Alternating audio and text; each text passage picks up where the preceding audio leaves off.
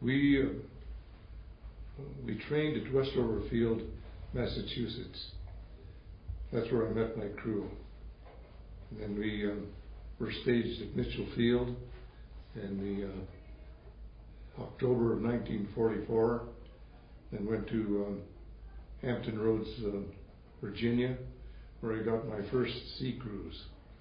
We were in a convoy 17 days to Oran.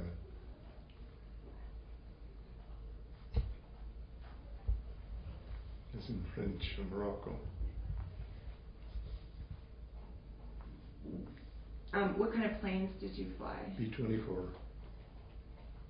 How many, what's the crew like on that? How many on those? We flew a 10-man crew. Now were you guys pretty tight, you and your crew? Oh, have you ever seen a B-24?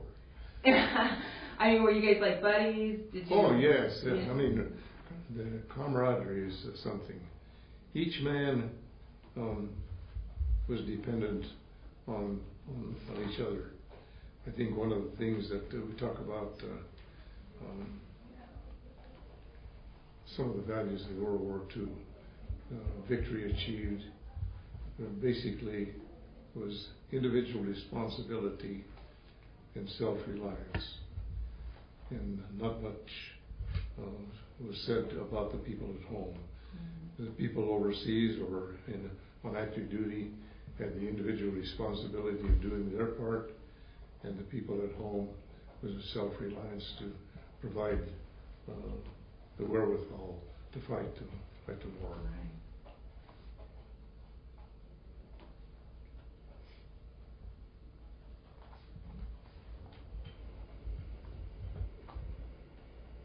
What kind of planes did you fly, Leroy? Well, we started out at B-17s, but when you couldn't get parts for them anymore, they went to B-24. You went from an airplane to a flying boxcar.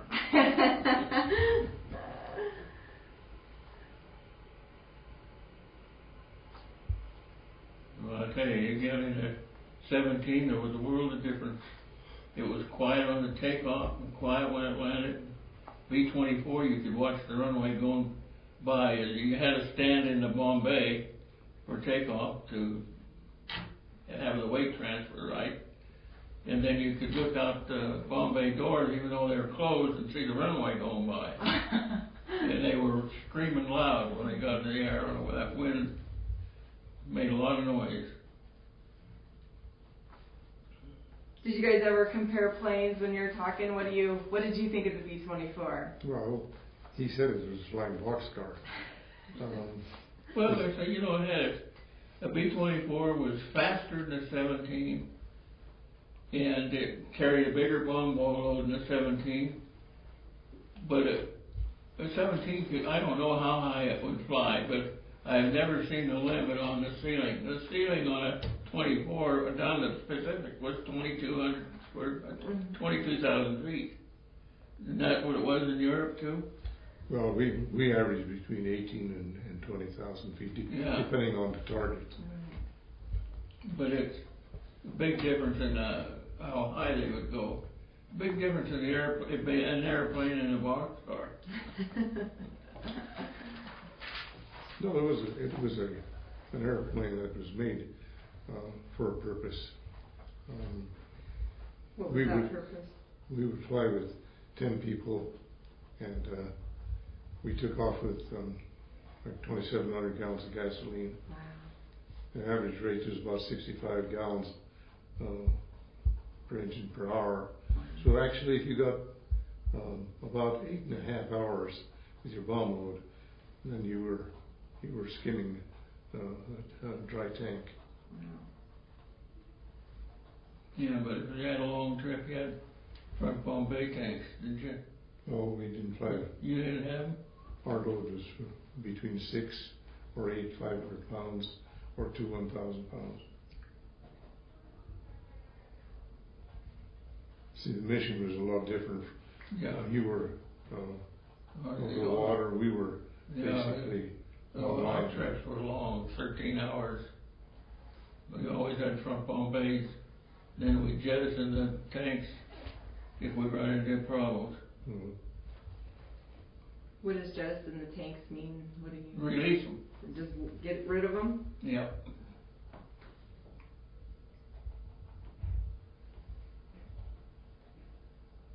Okay, so tell me when you went over to the Pacific. When did you get there, and where was your first boy. stop? Okay, it doesn't have to be Pacific. It was sometime in December. Uh-huh. You know, the 7th was when the war started. And it was sometime in there, 2 or 3 weeks, Mm-hmm. we went to the South Pacific. Went to the Philippines, landed at Nichols Field. That was being bombed so bad they moved us to Clark Field. And then everything was being bombed badly. Mm-hmm. And of course we didn't stay there very long before we were off to go to the Australia, and they sent us back to Hawaii. And that was, when we got back to Hawaii, it was just a few days before the Midway battle. Mm. So what were your, when you're at these, in the Philippines, were you doing bombing missions then? Well, most of them were search missions, not bombing missions. Okay. What were you, okay, tell me about what you did. Well, it's 13, 14, 15 hours in the air just finding out where all the Japanese fleet is and if they've moved any place or all that stuff. And were you getting attacked by airplanes or? No, we sometimes, if we got into a carrier down under the ocean, yes, we get attacked quite badly. But normally you didn't run into too much enemy fire. And what did you do on the plane? What was your job? I was a bombardier gunner.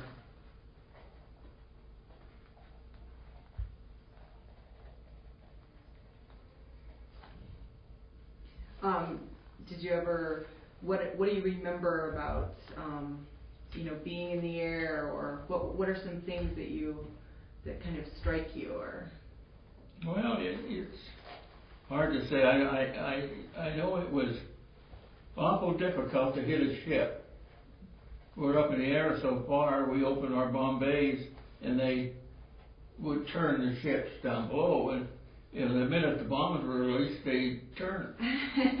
So sometimes if you had to figure which way you would turn, instead of being right on them, you were off to the side and they might turn into them, but that was a lucky strike if you did it.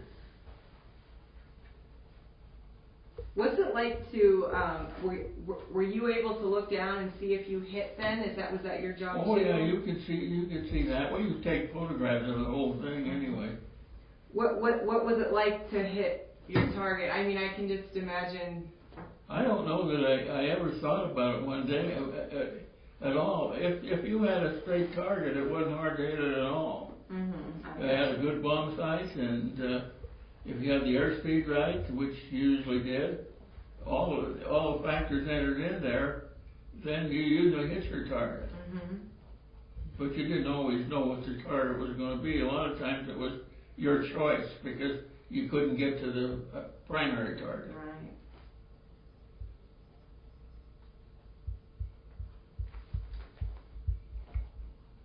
And so what did you do, where else did you go? What happened after you? Where else did I go? Yeah, after that. The Philippines and Hawaii. I went back to the South Pacific. We went to the Admiralty Islands. And we had to take a bunch of people from Borneo back to Borneo. They were Dutch people. What were they? How did you? They were accidentally on our turf in the Philippines when they were taking the Philippines away, and they had to get out or go to the hills. Mm-hmm. So they loaded them aboard our planes, and we took them to Borneo, where their home was. But the Japanese took that too later.